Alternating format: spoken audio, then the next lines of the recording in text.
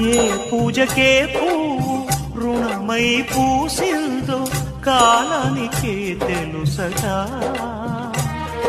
ఆ కాలం కనుమూస్తే కలగా చెరిగేది జీవితం ఒకటేనగా.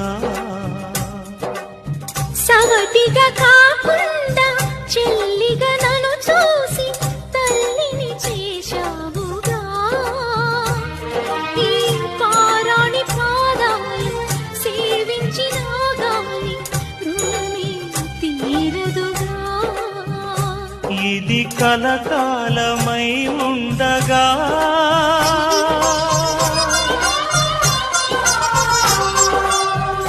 నీ అనుభవం